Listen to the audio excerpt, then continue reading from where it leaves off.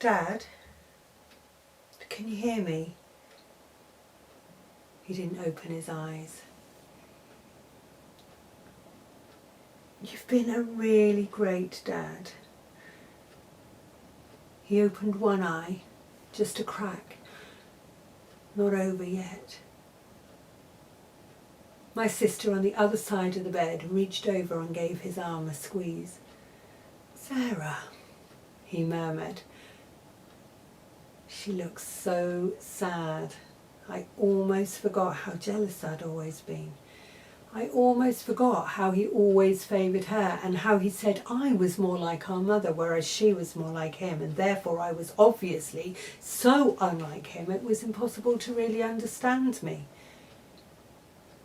He opened a hand that was lying on his chest and beckoned us nearer with 4 fingers. Look after Billy. I glanced at Sarah, raised an eyebrow. She gave me a baffled look back. Who's Billy? I whispered in his ear. He registered slight surprise as his jaw moved fractionally towards me, and he repeated, Billy, as if I was the one being forgetful. A nurse came in to take his pulse. We watched her every move. She gave us a sweet smile. Is he, said Sarah, desperate to know. The nurse just looked sad. Billy was to be his last word. Several hours later, having nodded off, I jerked awake, aware that the gap between 2 breaths had continued for too long. Sarah lay slumped across the bed, asleep, her hand still on his arm. I stood up, shook Sarah's shoulder gently. Startled, she murmured, Dead? Dead. My dad. Dead. The nurse returned and understood immediately. She silently disconnected tubes from his arm and nose. She told us it had been a good death, that he had slipped away without pain. Had it been a good death, I wondered. It had been days in the hospital and weeks before that when he was ill at the cottage, determined to cling on to independence to the last. Where was he now? Was he watching us? His body looked empty and not really Dad. Tears began to trickle down Sarah's unsmiling face as we sat and watched the skin on his cheeks and round his eyes appear to shrink until it was as thin as tissue paper. We sat, holding each other like 2 abandoned children. It was several days later I remembered Billy. I began to worry. Who was Billy? Did he need attention? Was he a person or an animal? Did he depend on our father? Dad had lived in a cottage in the middle of the Oxfordshire countryside. After our mother died, Sarah and I took it in turns to spend a weekend with him every few weeks or so. It was not nearly enough. The cottage began to resemble the outside it was surrounded by. There was mud on the floors, ivy and honeysuckle crept in through the cracks in the window, wasps, spiders, woodlice, the odd toad and several mice took up residence. I drove down with some trepidation. I'd forgotten the key. Furious with myself, I nearly turned back, and then I thought it might be worth checking if the door was in fact open. The door was stiff. It was warped by the wet autumn. I had to put my shoulder into it, but it opened. I tiptoed down the hall towards the kitchen at the back. There was a musty, damp smell, a tang, sort of animal tang, a bit like I imagined a badger's set would smell. I edged forwards, keeping my arms close to my body. I pushed open the kitchen door. A tap dripped. Where was Billy? There was a slight scratch.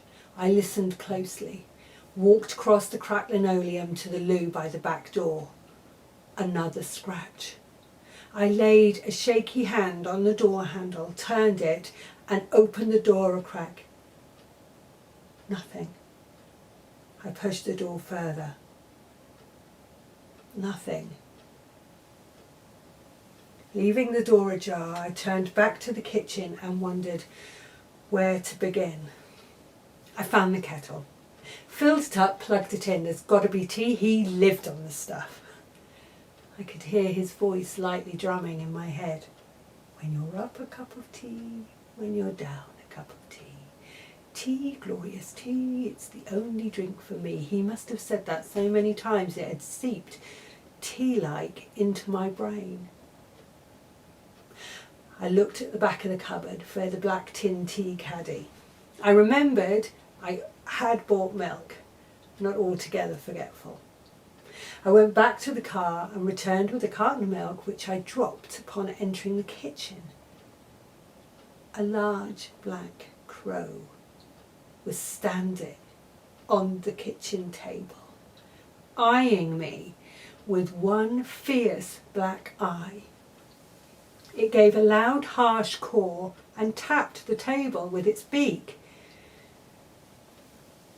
I edged round to the cupboard where I remembered I'd seen some birdseed. I filled a bowl and put it down on the floor. The bird half flew, half fell onto the floor, and it was there that I realised it had a damaged wing. It pecked ravenously at the seed, finished it, and gave another caw. I added more seed and moved warily round to the kitchen sink, filled a bowl with water and pushed it nervously towards the bird. It cawed again, a mollified caw. I wondered if I could open the back door. With any luck, it might just go. Surely it would be relieved to be free.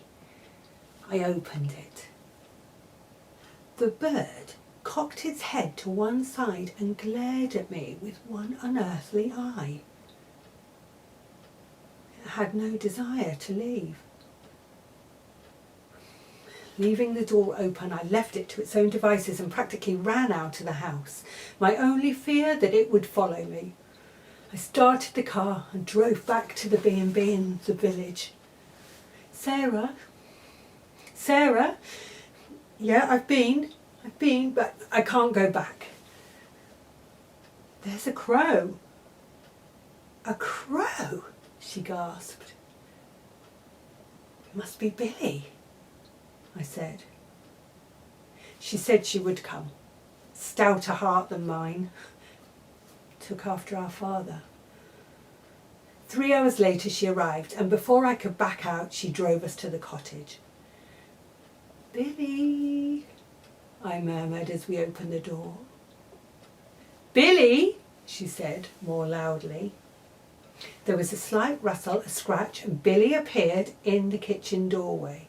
He gave a loud caw of welcome, now master of the house. I jerked back and clutched at Sarah's arm. We followed the bird into the kitchen. It leaped up onto the counter and knocked over the tin caddy. It extracted a tea bag, holding the string in its beak. It waited for us to approach. Is it offering us tea? Whispered Sarah. The bird cawed and then waved the tea bag at her. He's taken a shine to her, I thought. Just like Dad, said Sarah, amused, meaning the tea. Just like, I said, meaning more. You don't think, I said, nodding at the bird, who was now staring at the shiny shoe buckle she had on. What? She asked. It's Dad, I said. You know, reincarnated, she gasped. We both stared at the bird, who was now intent on half a biscuit it had seen underneath the kitchen cabinet. It twisted its neck and grabbed it with its beak. No, it was here before he died, she said. Oh, that's a relief, I said, clutching my coat collar round the neck. But he was obviously fond of it. Too fond, she muttered under her breath. As if listening, the bird lifted its head and eyed us each with one bead-like eye. We laughed nervously. And then, so as not to offend, we made ourselves a cup of tea. As we were driving back, I asked Sarah, "Did Dad ever mention Billy?" "Not a peep," she said. "He probably knew I'd tell him to get rid of it." "I wouldn't have dared," I said. "Well, that's why he was always saying how wonderful you were." "Me?" I was amazed. "I never got a look in." "I always thought he loved you best. He must have told me 100 times how much like him you were." "Yeah, well, not always a great thing." Anyway, we both know that we both came a very poor second to Billy. We laughed. As we turned the bend and pulled up outside the B&B, she groaned, "You'll never let me get rid of it. Dad's last request and all that." I put my head to one side and gave a little caw. She whooped with delight.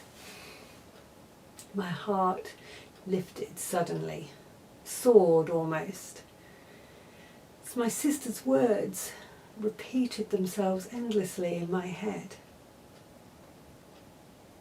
He thought I was wonderful.